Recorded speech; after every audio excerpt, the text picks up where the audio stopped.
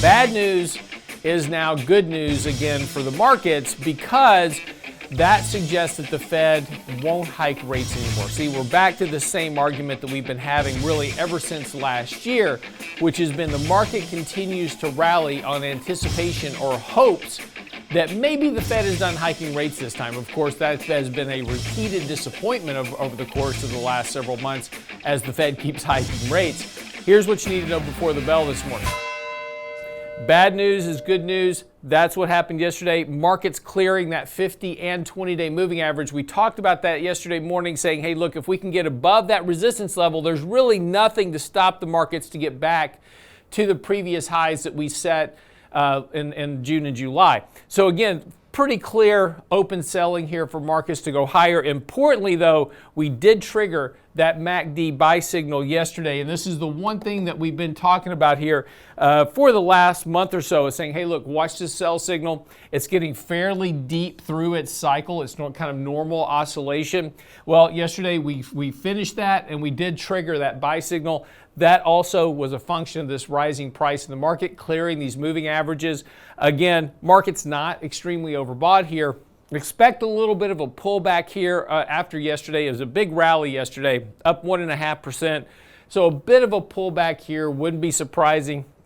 And if we can pull back and test this 50-day moving average from after breaking it, turn that resistance back into support, that's actually a really good entry point here short term, just to add a little bit of exposure. We bought a little bit of stuff early yesterday morning. That turned out well. But again, we've still got some more work to do here. So again, we've been kind of using this whole consolidation correction process to increase some equity exposure in portfolios. Kind of keeping a watch on that very closely here. Importantly, though, this is a market that is still very bifurcated. The rally yesterday, pretty much all the mega cap stocks were back to that kind of 7 stocks driving the whole market. But an interesting kind of facet behind all of this is that when you take a look at interest coverage ratios of companies, the mega cap companies have the very highest level of interest coverage. Not surprisingly, companies like Apple just have a ton of cash on their books. But this is why we continue to see portfolio managers hiding in those stocks. They are the least risk of potential bankruptcies because bankruptcies were up 71% last month on a year-over-year basis.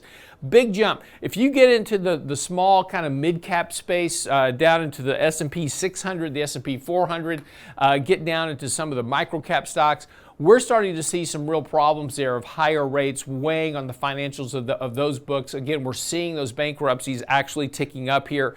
And again, that's something to certainly pay attention to. This is not a market that is equally built across all sectors. And while a lot of people are kind of hoping for this resurgence of small and mid-cap names, that really is where most of the risk is within the markets. And this is why portfolio managers as a function are still hiding in those top 7 stocks. They're highly liquid, easy in and easy out to get out of, and they have the least risk of bankruptcy right now compared to all the other stocks in the index. And particularly when you get down into those smaller mid-cap names where interest coverage is problematic and the impact of higher rates and refinancing for those businesses are becoming much more problematic, particularly as the Federal Reserve and banks continue to tighten lending standards and tighten through higher interest rates, and really banks just saying, hey, I don't want to take the risk of loaning money.